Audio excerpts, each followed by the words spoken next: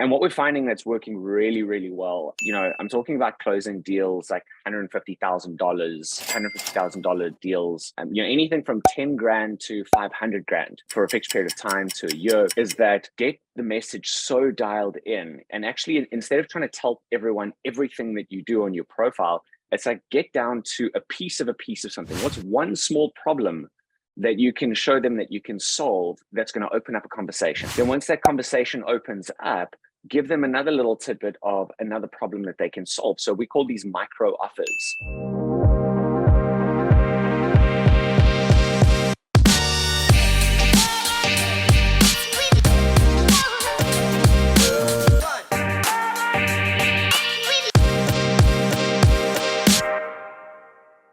Hey guys, welcome back to another episode of More Clients, Less Effort. I am joined by my good mate and marketing Supremo. I'm going to go with the Supremo extraordinaire, Matt Clark. Matt's not just a strategist, he's the mastermind behind the revolutionary Model to Millions method, a blueprint that's generated over 1,800 clients across 26 countries and generated more than $100 million in revenue, hailing from sunny South Africa. Unless it's raining and overcast, Matt combines his extensive experience in sales with a deep understanding of scalable processes to help business achieve sustainable growth and align their teams under a unified vision.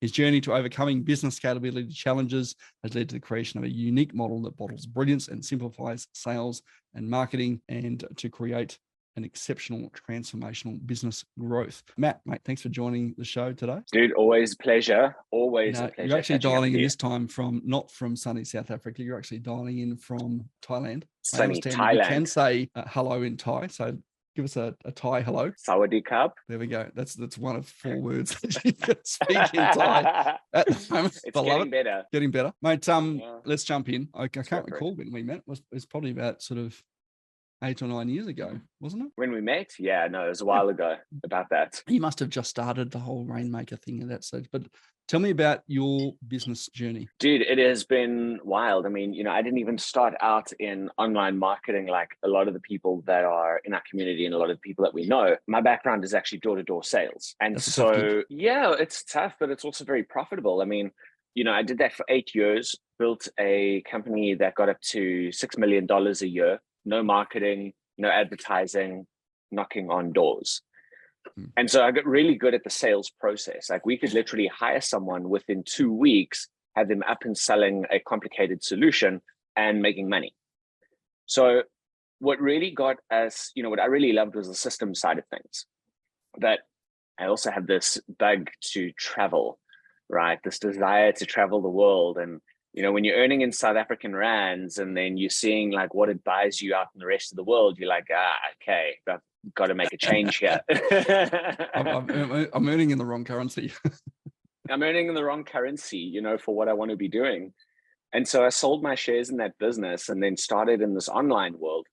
Actually, my first thing I did was become an Infusionsoft certified partner. And, as we started, originally. That's exactly where we met. Yeah.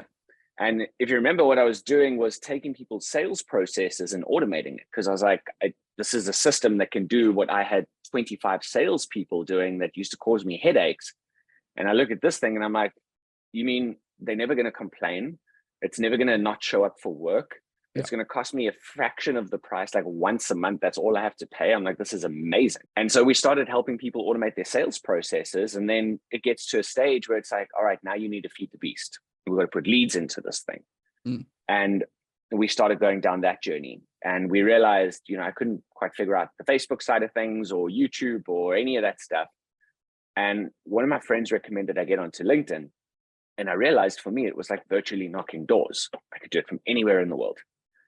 And so we got onto LinkedIn, started generating leads for ourselves, started helping our clients, and it kind of blew up. And, now we're in a place where it's like, we've been doing the LinkedIn thing specifically for about 5 years. We've worked with over 1,800 clients in 26 countries, helped them generate over $100 million in revenue, just getting really strategic on how they brand and position themselves, how they reach out, the kind of clients that they're doing, taking a look at their offers, their message, their positioning, and getting those aligned so that they can bring in the clients that they want. Yeah, it's so critical, isn't it? I think a lot of people, particularly LinkedIn, and social media in general, is very poorly utilized. And I've described Totally. it as we get on there, we think we optimize our profile as best we can based on what we did in year 12 English.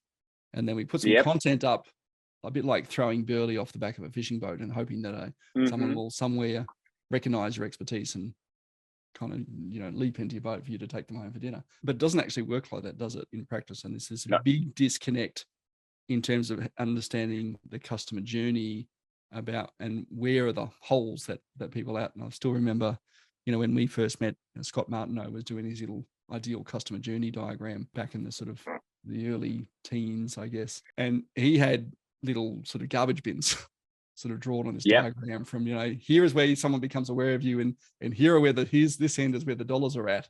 And somewhere in between, it's this kind of funnel, that we get to the right people. And hopefully the people who give you money then come back to the beginning and do it again, right? But he always had these little garbage bins sort of drawn in his diagram that sort of, where did people go to when they didn't progress? And that's really that message around sales optimization and sort of the marketing and sales optimization, because they're very, very intertwined. There's not too much difference in what we're actually trying to achieve. Marketing is about getting awareness and moving people along a process. Sales is about the exchange of value, but a different kind of value. Exactly. I always look at it, and this is coming from my background in door-to-door sales, is how do I take them from cold to sold in the shortest time frame possible? Yeah. And in order to do that, I mean, like I would walk into a business in South Africa, and when we were doing the door-to-door, and I'd walk out an hour later with a $50,000 deal signed. Feels pretty good when you can do that.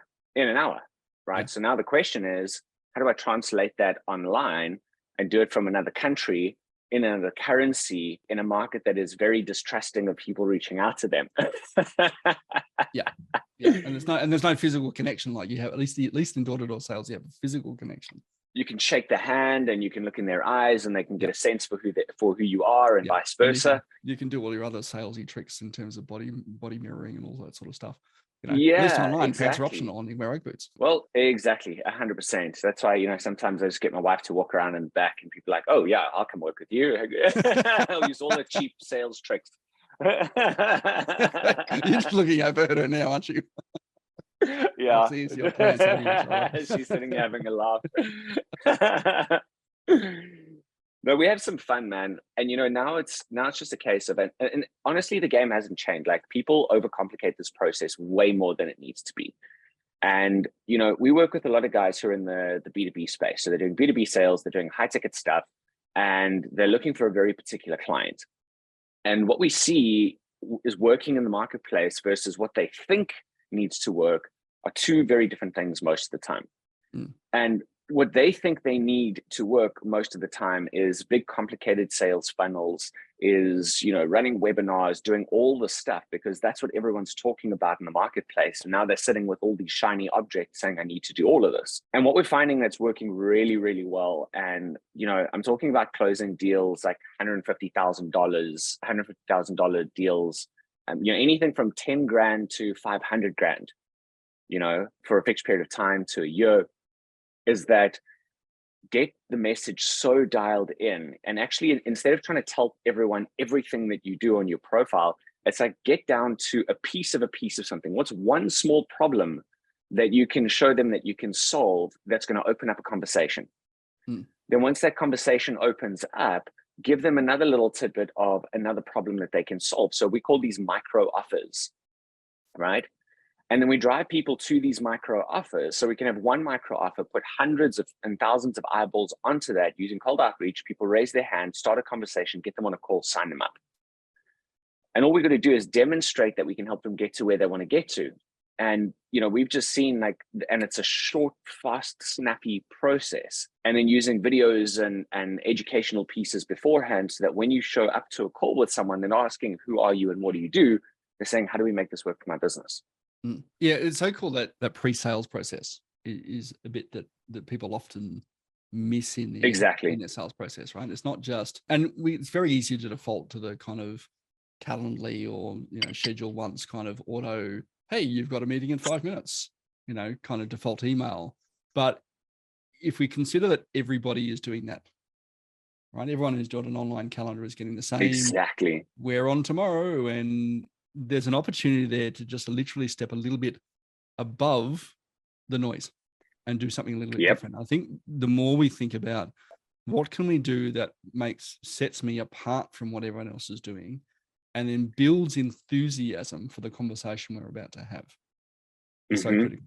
So even in your Zoom waiting room, right, you can actually put a video into your Zoom waiting room.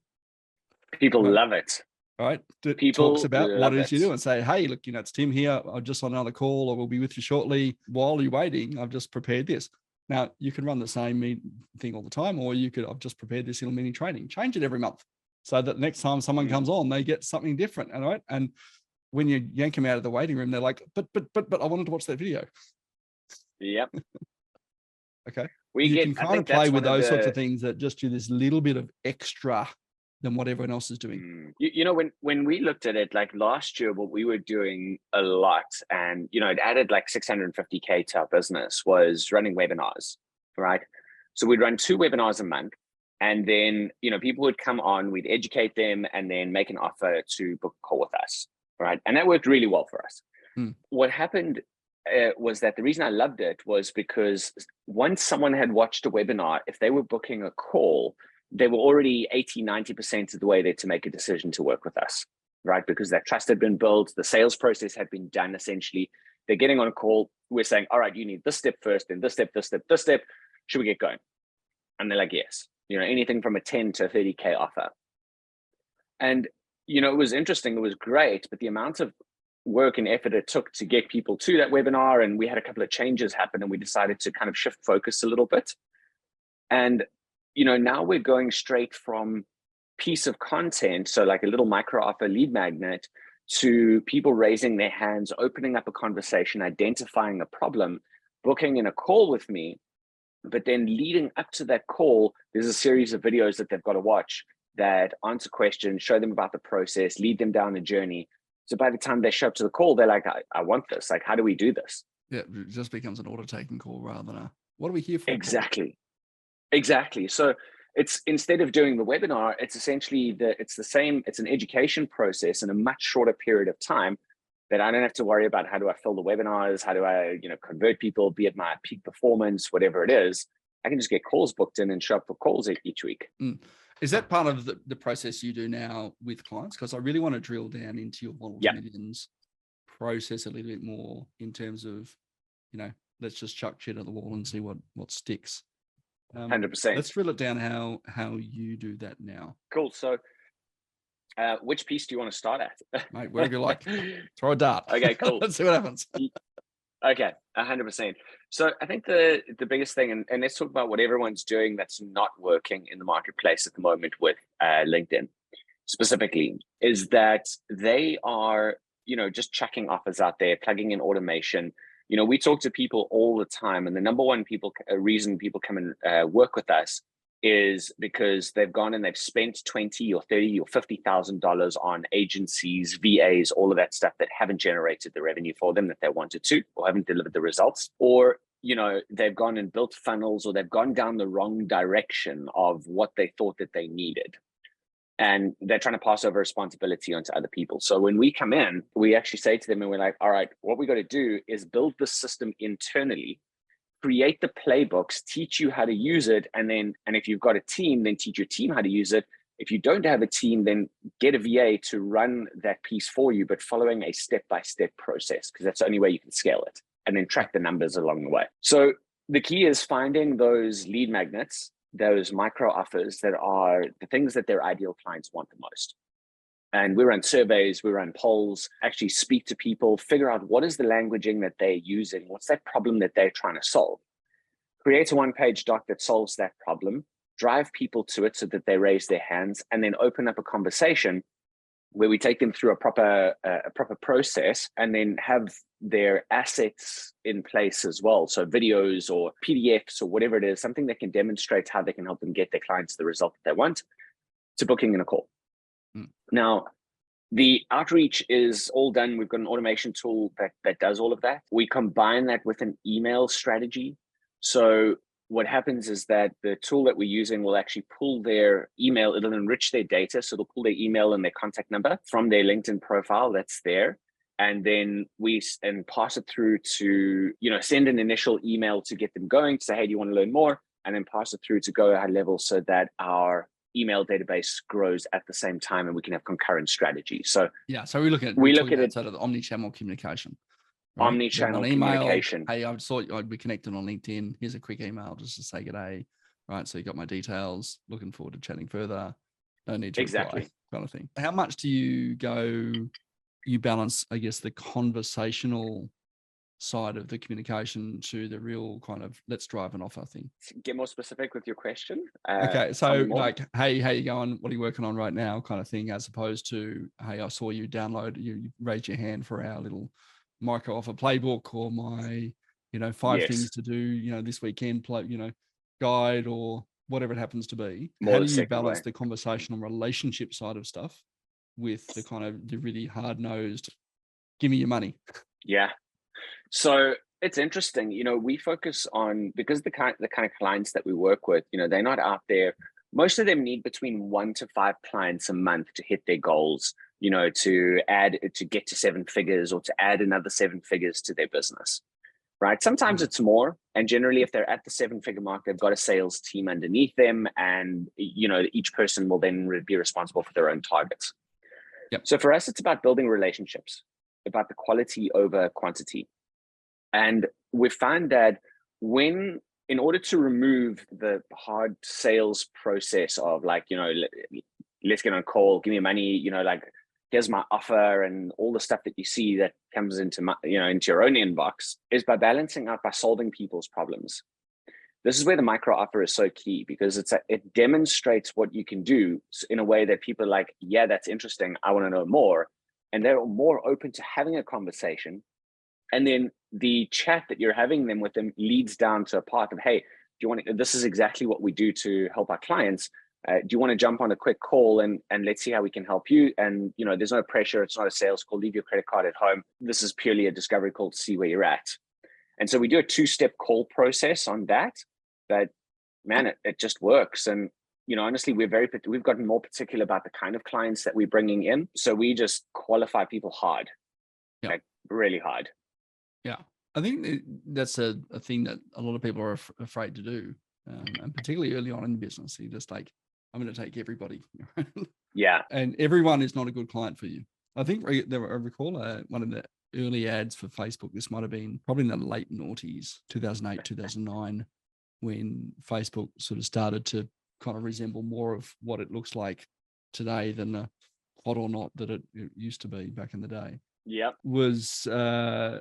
it said the ad was something like the fact that it said there are 1 billion people on Facebook and all of them could be your customer. Oh my God. Yeah. Right? And as a marketer, that kind of terrifies me a little bit. Yeah, exactly. No, they're not all your customer. The more specific we get on who it is we want, the more likely they are to come towards us. And the more we qualify them out, the more likely they are to want to be clients as well. Exactly. Yeah. It's the more you repel the people that you don't want, the more you attract the people that you do want. Yeah. And that's got to come out in your messaging. It's got to come out in your offers. It's got to come out in how you structure it, because, it's interesting. Like, what we do is not just the lead generation piece. And this is where, people come into us and they say, oh, we need help with LinkedIn. I'm like, dude, the reason that it's not working is, we look at their business and we pick out, oh, their offer is not solving the problems that their ideal clients want solved. They don't have a repeatable delivery model. Like, I had a guy that just signed up with us the other day. He's doing good. He's doing like 40,000 pounds a month, and he wants to get to 80,000. He's doing everything one-on-one. And so he's kind of reached a capacity in what he can do, because he can't add more time because he's at capacity. Yeah. And so, I asked him, what are your thought processes? How do you think you're going to get to 80,000? And, he wanted to bring in a lower priced offer and start doing group stuff and all the rest. And, I just said to him, I'm like, okay, I totally get the thinking behind that, because it'll be easier to sell and all the rest. That's the thinking behind it. But what we've got to consider is that now you've got a lower priced offer, which means you need to sell more of them. And the thing that most people don't think about is, I've got to sell more of them. So my marketing efforts need to double, if not triple. And that time goes in there, and you already don't have time at the moment to do it. Yeah. So how are you going to add 3 times more in the marketing because you don't have it right now? And it's not working. So what we did was we looked at his offer and we said, how do we restructure your current offer to be able to create more leverage, free up 2 days a week? And that'll give you the ability to grow this offer, because we only then need a handful of clients to get you to your 80,000. We need essentially 4 more clients a month at a 10K offer, 4 more clients a month, and that's it. Yeah. What is it about the mindset that people think they need to offer more things? Because that's the default. I want to make more money, therefore I'm going to offer more stuff. Yeah, dude. I mean, we've fallen into that trap as well. And, you see opportunity. Guilty as charged. Yeah, we've all done it. Like, let's be honest, we've all done it. And it's like, you look at what clients are going through and you're like, oh, there's an opportunity. Let's go create something of that. Everyone needs that. And then you find out that it's only 1 or 2 people that need it. And so I think the mistake that we make, and that I've realized as well, is that anything that's new, right? You stick to your core focus and you keep doing that over and over and over again. Anything that's new, any opportunities, any offers, anything like that, need to be treated as an experiment, not as the new business focus, right? Yeah. And if you can keep that distinction, exactly. If you can keep that distinction of the core business is still running, we're testing something out here to see what it works, you'll be fine. Yeah. I think it's a really good perspective. Focus on the one thing, the one channel, the one thing, the one offer, the one funnel. Make it boring. Yeah. Make it boring. As much as we kind of go into business and think, oh my God, I want to do all the things, right? If we make it boring, we make it systemized. So we make it repeatable, we're more likely to achieve the results we want, even if it's dull. Yep. And we've got to remember that I think that a business is there not for you to work for it. It is there to work for you, so that you can do things like live in Thailand with your partner for 6 months of the year and just go, let's go here and learn Thai. Yep. Exactly. Yeah. What's your biggest takeaway from changing your process now? What's your biggest insight? The biggest insight is that it's actually a hell of a lot simpler than most people make it, right? And it all comes down to the messaging. So many people have just not got their messaging dialed in. And that's because they haven't spent time diving deep into who their ideal client is, what their pain points are, and then how their solution actually takes them through a journey and solves those pain points. Right. So one of the things that we do is we help them create their model to millions, which is 3 stages, 3 steps in each stage, and a transformation at each stage. It's a visual roadmap of how they get their clients from point A to point B. Right. But then it also determines their delivery model for their business, how they structure their internal delivery, it helps them create an easy and systematized marketing and sales process, because you can create videos around it. You can create content around all of those 9 steps, around the subtopics in each one of those steps. Most people don't think about their business structure first. So they go in and it's like, I've got this thing, sell. And then look again, it's like, oh shit, I've created a monster. Right? I don't Right? like this business anymore. Restructure. I don't like this business anymore. Yeah, 100%. I went through that. You went through that. We've all been through that, right? And so what we're doing differently, and what we do with our clients differently now, is we say, all right, we look at your lifestyle first. What do you want to have in terms of lifestyle? How much do you want to work? Well, how much money do you, and then, what investments do you want to have? And, build the ideal lifestyle that you want, right? With how much you want to work. And then you say, how do I build a business that's going to support that lifestyle? Yeah, so true. Big takeaway for me from Tim Ferriss's 4-Hour Workweek was that, design your business around the lifestyle you want, not the other way around. It is. And what's been the biggest aha moments for our clients around that is that very often they don't need more. They need better. So like this guy that I gave you the example earlier on, was that he's got health challenges. So, his actual time and focus is very limited. I've been through a lot of health challenges myself, as you know. So you've got to think about doing it completely differently. And so, when you get this right, it's like, you don't actually need to do more and put more hours in and do more stuff. It's like, you need to do the right stuff. You need to rethink about how you're doing it and make it better, tweak and refine it. Yeah. And when you get that right, man, just everything opens up and it feels easier than ever before. Yeah, I must admit, one of my things that I outsourced to my EA, who does a whole bunch of different things, Lucy, was having her take over my inbox. Yeah. I didn't think about it at the start. I'm going, how could I possibly give someone else control over my inbox, and what messages get sort of brought to my attention and what doesn't. Now I don't know why I ever waited so long. Yeah, exactly. It's like, what was I ever that's doing? and it's such a good point here because, having great people on your team is critical for you to building a proper business. Yeah. And, when we start working with our clients, one of the first things that we do is, as part of the onboarding session, is take a look at who they've got in their organization and then figure out who's going to be responsible for what, right? Mm. And that actually, we help the business owner to delegate properly to the relevant staff members so that the business runs, and we figure out, okay, if these guys are going to be responsible for this piece of the puzzle, how do we track it? How do we measure it? How do we make sure that it's successful? Yeah. And how do we enable them to be successful? That's the other thing. Exactly. Yeah. That's where that system comes into play, that your business really is just a series of systems that deliver an outcome consistently. Right. And hopefully, 100%. hopefully the main purpose of that is to deliver you money. And there's some lovely customer outcomes as a byproduct of that as well. To deliver profits.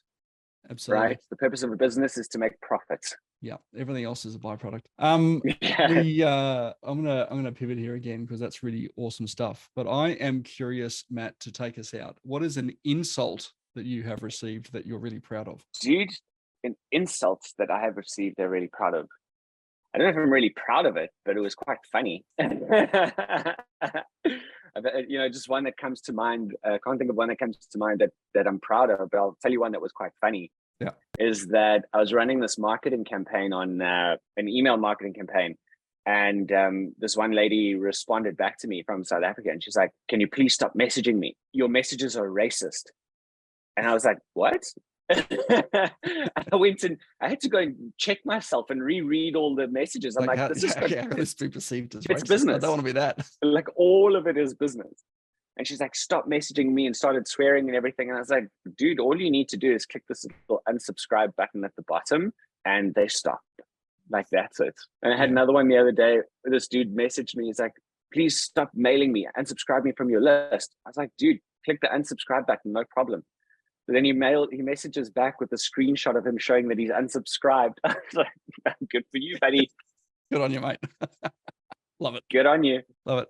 Who's been your most important professional mentor? There've been a couple. I would say one of my first mentors was probably my most important one, and that's the guy that I learned the door-to-door sales from. These are skills that have taken me through life, really, in every single aspect. And I learned from him in the UK when we first started, and then under him when we're selling the telephone systems door-to-door in South Africa. And one of the key lessons that I learned was, it's that drive, it's that being relentless, like going after your goals no matter what cost, and being able to solve the problems along the way and just getting it done, outwork it. Work ethic is very hard to replace. What's your favorite 100%. productivity hack for entrepreneurs? My favorite productivity hack, I would say that one of the things I do is I kind of plan out my week. And I use a process. We created a training on this called the transformational productivity exercise. And it's really cool. Is that on a Sunday, like, sit down, do your brain dump of everything that needs to happen. So your never ending to-do list, that one. Yeah. Write everything down and then go through the list again. And sometimes this is just pages of stuff, right? Which is the first time you do it, it's going to be a ton. And then go through the list and mark off what is transformational, right? Which are things that only you can do that's going to move the business forward. And the things that are transactional, which maybe they need to get done, but it's not critical for business growth and moving the business forward. And then going back through and prioritizing those transformational things, and then the transactional things get delegated or deleted. Yeah, love it. Love it. And not, mate, we don't do that often enough, I don't think. What do you wish everyone understood about marketing? Just how important getting that message right is. That connecting to the ideal client's pain points and understanding their journey, meeting them where they're at and showing them how to get to the next level. It's like everyone just throws out the message from their perspective of this is what I do, instead of understanding from the client, what stage of the buying cycle are they in and how do we move them up, and taking them through systematically. It's kind of like the first piece of the puzzle All the rest of the stuff is actually easy once you've got that piece of the puzzle. But, most people don't spend enough time getting it right. That's the thing that I wish people did more. Find the puddle first, and then go from there. Yeah, as a little segue to that, do you think AI has made it easier to find that messaging or harder? It depends, because the quality of the output is going to be determined by the quality of the input. So if you're giving a crappy input and hoping that it's going to solve all of your problems, then you're going to be severely disappointed or being sent down the wrong way. But it can move you forward a lot faster. What I would say is that whatever it gives you, you've got to go and validate in the marketplace, right? To make sure that, number one, it's the problems that you want to solve. And number two, you can solve it in the way, the problems that your ideal clients have. And number three is that you can actually solve it in the way that they want it solved. Yeah, very true. If you could live anywhere in the world, where would it be? Thailand, Thailand aside. Thailand, hands down. We kind of jump between Thailand and then we go on holiday to Vietnam. It's wild. Awesome. What do you think the world will look like in 5 years?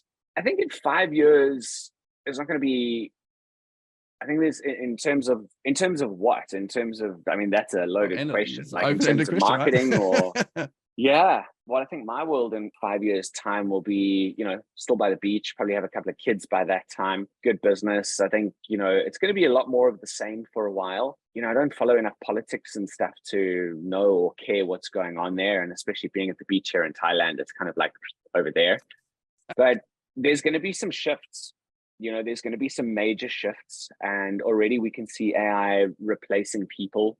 If I look at my own business, we went down from 9 people down to 4. And we're way more effective. We move faster. Our clients are getting bigger results. We've built in our entire, and you've been through our Rainmaker system before, is all of those processes that you went through and the templates and the scripts and the frameworks and all of that. We've built all of that into AI, right? So now we can ask people a couple of questions and it can do it for them. So, the reason I go into that is because what we needed before is having a massive team to help people navigate this journey. We don't need anymore. We pay a tool less than $100 a month to service all of our clients. And the best part is we don't even get the questions that we used to have anymore. So if I look at my business as a small fraction of what's going to happen in the marketplace, I think that a lot of people are going to have a very rude awakening if they don't, sort themselves out or let go of their self-importance and start learning new skills and figuring out how they can integrate themselves better into this fast-changing world. Yeah. May you live in interesting times. Yeah, it's always an interesting time. I mean, you think about it, even in the, times where people were running around in castles and stuff, it was war and plague. Thankfully we don't have much of that, but there is bits and pieces around the world, but we don't get to experience that, thankfully. Yeah, absolutely. Matt, thanks very much for joining us today. Really appreciate your insights and all your sharing your expertise. You can find out more about Matt over at thevirtualedge.com. You can email Matt at thevirtualedge.com, or you've got some cool stuff over on one of your new sites at sqr.co/rainmaker-AI. Awesome stuff. I still remember let me give you Rainmaker stuff that you were doing years ago, mate. Which was awesome. I'm going to put those links in the show notes as well. Sorry, mate. Yeah, let me give you a better one than that. I've got some free resources at rainmakergifts.com. I don't know where that URL came from. There we go. We'll rainmakergifts.com. Rainmakergifts.com. We'll stick that into the show notes as well. Really awesome stuff, Matt. I appreciate you sharing your wisdom and expertise. It's great to catch up again. Thanks for having me. A little bit jealous that you're in Thailand, mate. Hopefully we'll go out for a come visit. You're close by. Curry or something. Yeah, you're close by. Just a little skip across the ocean and you're here. Yeah, just a little 12-hour flight. It'll be worth it. Maybe less than that. Maybe 10 hours. It's close enough. And having never been to Thailand, it's definitely on my to-do list. Guys, thanks again for joining us on today's show. If you liked this, please like, share, comment, all the usual stuff. Make sure you hit the subscribe button so you don't miss another episode, and we'll catch you again real soon. Thanks for joining us.